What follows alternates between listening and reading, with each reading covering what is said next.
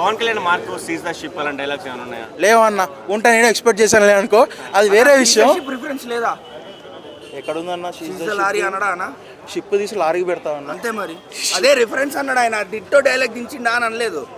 కొని అంతా అక్కడ వచ్చిన హైప్ ఇక్కడ రాలేదన్నా, అక్కడ వచ్చిన హైప్ ఇక్కడ రాలేదు. సో నాకు అది అనిపించదు.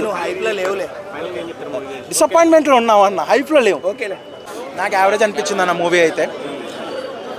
డెఫినెట్లీ శంకర్ మార్క్ అయితే కాదు, ఇది వరకు తీసిన శంకర్ సినిమాల కంటే చాలా బెటర్. బట్ డెఫినెట్లీ ఇది అయితే కంబ్యాక్ కాదు శంకర్కి. అండ్ స్టోరీ పరంగా చూసుకుంటే రామ్ చరణ్ గారు ఫస్ట్ టైం సోలో ఫిలింతో వచ్చి పొలిటికల్ డ్రామాతో తీసుకున్నారు. స్టోరీ సెలెక్షన్ బాగుంది, బట్ ఎగ్జిక్యూషన్ అనేది ఎక్కడో డ్రాబ్యాక్ అయింది. మూవీ అంతా చాలా ఫ్లాట్గా వెళ్తుంది. ఒక ఇంటర్వెల్ బ్యాంగ్ తప్ప ఎవ్రీథింగ్ మూవీ గోస్ చాలా ఫ్లాట్గా, అంటే హై మూమెంట్స్ అనేది క్రియేట్ చేయదు. అండ్ కొన్ని ఫైట్ సీన్స్ కావచ్చు, బ్యాక్గ్రౌండ్ మ్యూజిక్ కావచ్చు, బ్యాక్గ్రౌండ్ మ్యూజిక్ బాగుంటుంది, బట్ ఫైట్ సీన్స్ బాగుంటాయి కానీ రావాల్సిన హైప్ రాదు. అండ్ యాజువల్గా మనకి హీరోని డామినేట్ ఎస్జేశ్వర్ చాలా డామినేట్ చేయడానికి ట్రై చేశారు. రామ్ చరణ్ చాలా బాగా చేశారు, ఎస్జేశ్వర్ చాలా బాగా చేశారు. వాళ్ళిద్దరికి ఫేస్ ఆఫ్ సీన్స్ చాలా హైలైట్ ఉంటాయి.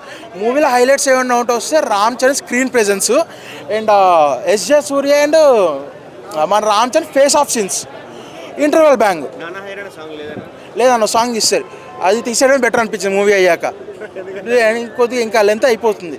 అండ్ సాంగ్స్ మాత్రం చాలా గ్రాండియర్గా పెట్టుకున్నారు. దోప్ అనేది చాలా డిఫరెంట్గా తీద్దాం అనుకోండి, దోప్ అనే సాంగ్. అండ్ ఇంకొకటి జరగండి సాంగ్ ఒకటి చాలా గ్రాండ్గా తీశారు. అవి విజువల్గా చాలా బాగున్నాయి. అండ్ ఇప్పుడు తమన్ సాంగ్స్లో మనకు తెలిసింది, ఫస్ట్ రిలీజ్ చేయగానే తిడతాం, 4 రోజుల తర్వాత బాగానే ఉందంటాం, సినిమా వెళ్ళిపోయిన తర్వాత లోపల వింటాం. అలాగే నీ పాటలు కూడా అంతే. ఓవరాల్గా సినిమా అయితే నాకు యావరేజ్ అనిపించింది. అప్పటికి చాలా బాగా చేశాడు రామ్ చరణ్ అయితే మాత్రం. ఇంకా దాని గురించి ఎందుకు చెప్పలేంటే స్పాయిలర్లు అయిపోతాయని చెప్పి నేను దాని గురించి చెప్పట్లేదు. చాలా బాగా చేశాడు ఆ క్యారెక్టర్ అయితే మాత్రం. రామ్ చరణ్ ఒక్క మార్క్ తక్కువ లేదు ఈ మూవీలో. లేదన్న, ఇది డిఫరెంట్. ఇది వినయ విధేయ రామ, అది మాస్, అది బోయపాటి మాస్ యాక్షన్. ఇది శంకర్ పొలిటికల్ డ్రామా. రెండింటికి చాలా డిఫరెంట్లు ఉంది. Pawan Kalyan mark seize the ship అలాంటి డైలాగ్స్ ఏమైనా ఉన్నాయా? లేవన్నా ఉంటా, నేను ఎక్స్పెక్ట్ చేశాను అనుకో, అది వేరే విషయం. ప్రిఫరెన్స్ లేదా? ఎక్కడుందన్న లారీ అన్నాడా అన్న? షిప్ తీసి లారీకి పెడతావన్నా. అంతే మరి, అదే రిఫరెన్స్ అన్నాడు ఆయన. డిట్టో డైలాగ్ దించిండా అని అనలేదు. కొని అంతా అక్కడ వచ్చిన హైప్ ఇక్కడ రాలేదన్నా, అక్కడ వచ్చిన హైప్ ఇక్కడ రాలేదు. సో నాకు అది అనిపించదు.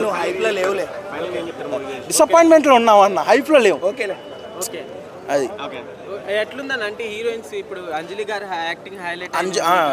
ప్రతి ఒక్కరు ఇదే నన్ను అడిగిన క్వశ్చన్. ఎందుకంటే ప్రతి ఒక్కరు రామ్ చరణ్ బాగా చేసి అడ్జస్ట్ చేసి సాంగ్స్ బాగున్నాయి. అంజలి గారి గురించి ఎవరు? అంజలి గారు చాలా బాగా చేశారు. ఉండే స్క్రీన్ టైం కొంచెమైనా కొంచెం చాలా, ఇంకా ఎక్కువ చెప్పను నేను, స్పాయిలర్ అయిపోతుంది. కానీ అంజలి గారు కానీ రామ్ చరణ్ వాళ్ళిద్దరు కాంబినేషన్ కానీ చాలా బాగుంది. అంజలి చాలా ప్లస్ పాయింట్ సెకండ్ హాఫ్ ఆమె. అంటే ఇంక ఎవ్రీథింగ్ ఇంకా చాలా అంటే పార్ట్గా చూస్తే బాగానే అనిపిస్తుంది అన్న. కొన్ని స్క్రీన్ ప్రెజెన్స్లు కానీ ఫైట్ సీన్లు కానీ.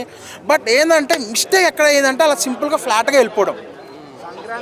సో అది, సో దానివల్ల డిసప్పాయింట్మెంట్ అవుతాం. నేను 2 ఇస్తాను.